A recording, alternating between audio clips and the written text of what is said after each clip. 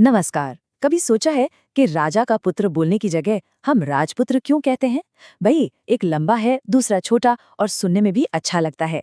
Hindi grammar में न शब्दों को छोटा और दमदार बनाने का यही जादुई तरीका कहलाता है समास। तो आज हम इसी की सारी ट्रिक्स को समझने वाले हैं। और हाँ, ये सिर्फ किताबी नियम नहीं है। ये वो हाई स्पीड ट्रिक्स हैं जो कॉम्पिटिटिव एग्जाम्स में आपका टाइम बचाएंगी। यकीन मानिए, इनको सीखने के बाद किसी भी सवाल का जवाब सिर्फ 2 सेकंड में पहचानना मुमकिन हो जाएगा। तो हमारा आज का सफर कुछ इस तरह का रहेगा। सबसे पहले हम समास का मूल मंत्र समझेंगे, फिर एक मास्टर मैप से इसका पूरा नक्शा देखेंगे। उसके बाद आएंगी वो 4 जबरदस्त ट्रिक्स। फिर हम शब्दों के बीच होने वाले महामुकाबले को सुलझाएंगे और आखिर में मिलेगी एक मस्ट चीट शीट। तो चलिए शुरू करते हैं। अब देखिए, किसी भी ट्रिक को सीखने से पहले ये समझना तो जरूरी है ना कि समास आखिर है क्या चीज। इसका सिद्धांत बहुत ही सीधा और सरल है। तो समास का सिर्फ एक मूल मंत्र है, संक्षिप्तीकरण। मतलब चीजों को छोटा करना, कंसाइज करना। ये एक ऐसी प्रोसेस है जिसमें 2 या 2 से ज्यादा शब्द मिलकर एक नया शब्द बना देते हैं और उनके बीच की जो एक्स्ट्रा चीजें हैं वो गायब हो जाती हैं। इसको एक बहुत सिंपल उदाहरण से समझते हैं, जैसे राजा का पुत्र।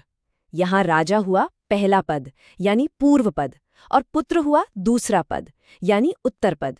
अब जब ये दोनों मिलते हैं तो बीच का का हट जाता है और बन जाता है एक नया शब्द, राजपुत्र। है ना कितना आसान? अच्छा, अब आता है सबसे दिलचस्प हिस्सा। समास की जो 6 टाइप है ना, उन्हें याद रखने के लिए ज्यादा कुछ नहीं करना, बस अपने आप से एक सवाल पूछना है, इनमें से बॉस कौन है? जरा इस मास्टर मैप को देखिए। ये पूरा मैप इसी बॉस वाले फंडे पर बना है। कभी पहला वाला हिस्सा बॉस होता है तो कभी दूसरा वाला, कभी कभी तो दोनों ही बराबर के बॉस होते हैं। और सबसे मजेदार केस वो है जब दोनों में से कोई बॉस नहीं होता बल्कि कोई तीसरा ही वीआईपी बनकर सामने आ जाता है। बस समास का पूरा खेल यही है। तो चलिए अब उन जादुई ट्रिक्स पर आते हैं जिनका हम सबको इंतजार था। ये वो तरीके हैं जिनसे किसी भी समास को बस देखते ही पहचाना जा सकता है। ये हैं वो 4 सबसे आसान ट्रिक्स। नंबर 1, अव्ययी भाव। अगर शब्द की शुरुआत में कोई उपसर्ग दिखे, जैसे अनु, प्र, यथा। नंबर 2, द्वंद्व। अगर शब्दों के बीच में डैश लगा हो और वो एक दूसरे के उल्टे या जोड़े हों, जैसे माता पिता। नंबर 3, द्विगु। अगर पहला हिस्सा कोई नंबर हो। और नंबर 4, बहुव्रीहि। जब कोई तीसरा ही वीआईपी मतलब निकल कर आए। बहुव्रीहि समास की सबसे कमाल की ट्रिक तो ये है, इसे हम मैथ्स की भाषा में कह सकते हैं 1 और 1 मिलकर 3। इसमें 2 शब्द मिलते जरूर हैं पर मतलब किसी तीसरे का ही निकलता है। इस वीआईपी ट्रिक को और समझिए। जैसे शब्द है दशानन, इसका मतलब 10 सिर नहीं है, इसका असली वीआईपी मतलब है रावण। वैसे ही लंबोदर का मतलब लंबा पेट नहीं बल्कि गणेश जी है। तो यहाँ जो तीसरा खास मतलब है वही असली बॉस है। तो ये तो हो गई 4 सुपरफास्ट ट्रिक्स, लेकिन सवाल ये है कि जब बाकी के 2 समास बच गए उनका क्या, उन्हें कैसे पहचानेंगे? चलिए वो भी देखते हैं। देखिए, इन दोनों में फर्क करना भी बहुत आसान है।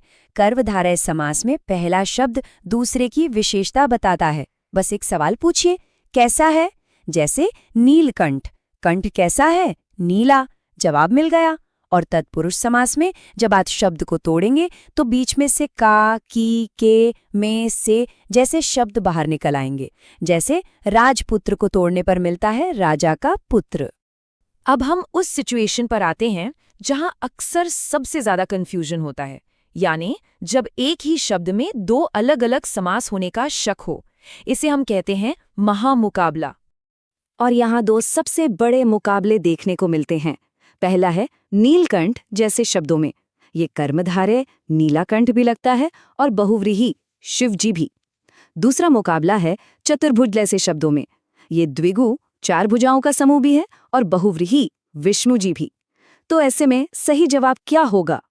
इसका एक ही सुनहरा नियम है, इसे हमेशा याद रखिए, वीआईपी हमेशा जीतता है। और इसका कारण बहुत सीधा सा है। एग्जाम में हमेशा उस मतलब को सही माना जाता है जो ज्यादा खास, ज्यादा स्पेसिफिक और ज्यादा फेमस हो। नीला गला तो किसी का भी हो सकता है, लेकिन नीलकंठ सिर्फ और सिर्फ शिवजी को कहा जाता है। इसीलिए वीआईपी यानी बहुव्रीहि समास ही हमेशा सही जवाब होगा।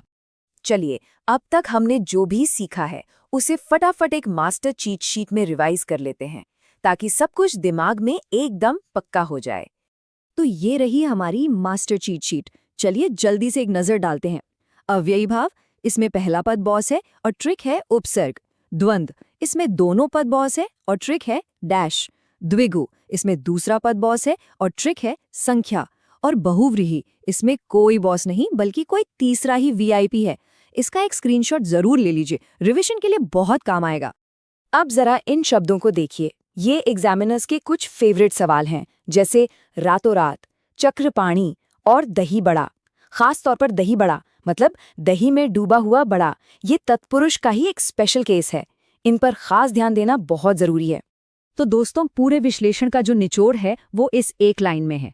किसी भी शब्द को पहचानने के लिए बस इसी क्रम को फॉलो करें। सबसे पहले देखिए, क्या कोई उपसर्ग है? नहीं। तो क्या कोई डैश है? नहीं। तो क्या कोई संख्या है? नहीं। तो क्या कोई वीआईपी मतलब है? अगर वो भी नहीं तो पूछिए कैसा है? और आखिर में देखिए कि क्या कोई शब्द छिपा हुआ है। इस क्रम को फॉलो करेंगे तो कभी कोई गलती नहीं होगी।